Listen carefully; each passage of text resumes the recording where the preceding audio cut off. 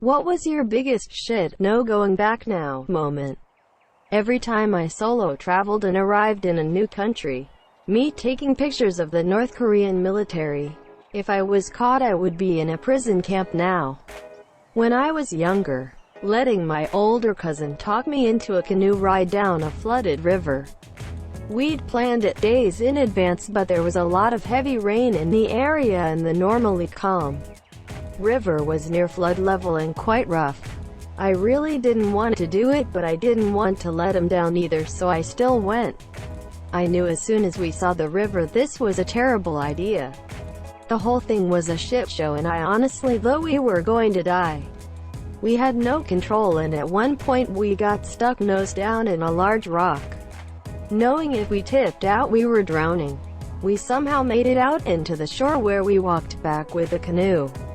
Canoeing over a waterfall. I hopped a freight train once, and the moment it hits 15 to 20 miles per hour, you're just along for the ride.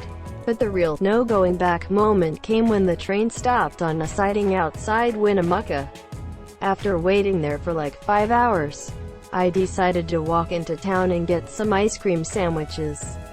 As soon as I got 50 yards from the train, I realized, if it starts rolling now, I'll be too far away to chase it down. I'll just be stuck in this town for a while. Edit. For you kids out there, riding freight trains is dangerous and illegal and dirty and loud and unreliable. Don't do it. Also, I should point out that Winnemucca is home to some of America's best Basque restaurants, fantastic cowboy heritage sites, and it's the gateway to the Black Rock Desert. It's got something for everyone, not just stranded hobos. Stepping off that sandbar, I could barely reach to swim out to the girl caught in a riptide. Not knowing how a riptide worked, it took what felt like hours, but spoiler alert, we made it. Too early in the season for lifeguards. I remember calling out to people walking their dogs on the beach, but we were so far out they didn't even look towards us. Mountain biking with some friends on a new trail, which wasn't even a bike trail. We hiked most of the way up since it was too steep to ride up. Carried our bikes all the way up, rested at the top for a bit, and then rolled over the edge. I remember as my front tire crested and gravity started taking over, I thought, there's no way I'm stopping now, unless a tree stops me. Edit. Wow, this really blew up. Rock on. Who all wants to get a group ride going? Parachute jump. My life is now no longer in my hands. Oh well. Geronimo! Exclamation mark. Exclamation mark. Getting in the ambulance after suffering a grand mal seizure from alcohol withdrawals. When I finally said enough is enough and decided I needed to quit drinking before it killed me, I thought I could detox on my own, as I was terrified of hospitals. I was wrong. I spent a week detoxing in the ICU. And now, almost a full year later, I'm still very happily sober and I'm completely thriving. When I was about to get on the plane to my first semester of med school, my dad, never one for sentiment, said, "Well, you're now actually worth more dead than alive. Don't screw this up." That first time being dropped off on the Appalachian Trail several states away from home and watching the car speed off into the distance with nothing by my own legs and a stick I found to get me back. I love that stick. I'd fuck that stick if it had genitals. Edit. I'm buttered that this is my top-rated comment so far, and because I didn't use lube. Walking into a MMA fight and the cage closes behind you. Here, try this hot wing. Took a bite, and for the next 18 hours, I could only focus on how this was a crime against humanity. And for those now asking, it was the last dab XXX on a drumstick. It was coated all over. I just ate one big bite, and then I went and shoved my head under a cold shower. Then, it was bed and bathroom for several hours as I threw up most of it. But some got digested. I knew going in that it was gonna be hot. My former roommate was a hot sauce aficionado. He never once handed me a wing that was less than a habanero sauce. The question was, am I about to have Ghost Pepper X Carolina Reaper habanero, etc. The positive pregnancy test. We were trying. But seeing the test, my first thought was honestly, oh shit, what have we done?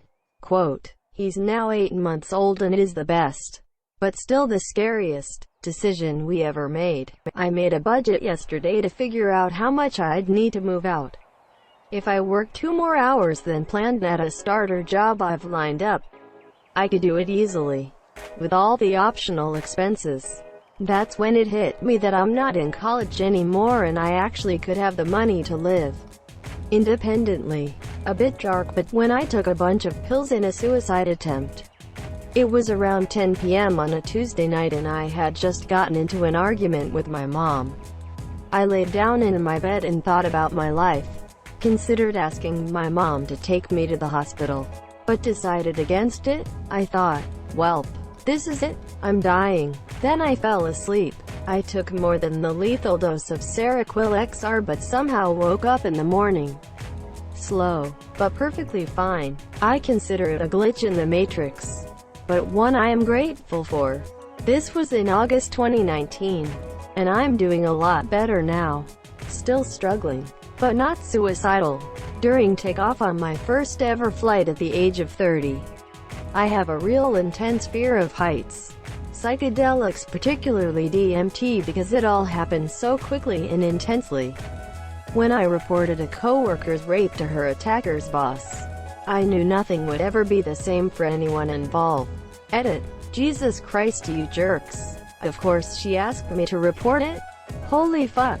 When I laid in the bed of my psychiatric hospital's bedroom for the first time, crossing the Rubicon, packing up my car before telling my husband I was leaving, when my abusive husband was doing his weekly ritual of interrogating me and accusing me of some made-up infidelity and goes, well, what's the deal here? Are we just done? Quote, before I could stop myself I was like, you know, yeah, we're done.